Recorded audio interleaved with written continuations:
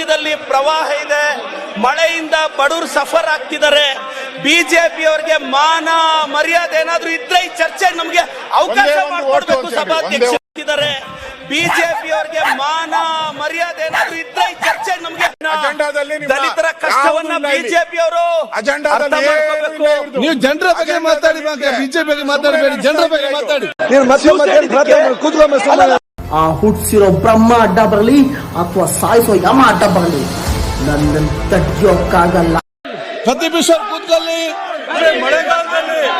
ಪ್ರದೀಪ್ ಕೂತ್ಕೊಳ್ಳಿ, ಪ್ರದೀಪ್ ಈಶ್ವರ್ ಕೂತ್ಕೊಳ್ಳಿ, ಕೂತ್ಕೊಳ್ಳಿ, ನೀವು ಇವತ್ತು ಕರಾವಳಿ ಪ್ರದೇಶ ಕೂತ್ಕೊಳ್ಳಿ, ಅವರೇ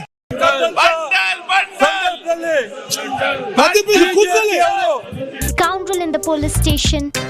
ಏನು ಎಷ್ಟು ಕೊಲೆ ಮಾಡಿದ್ಯಾ? ಬಾಯ್ ಬಿಡು, ಬಾಯ್ ಬಿಡು, ಬಾಯ್ ಬಿಡು.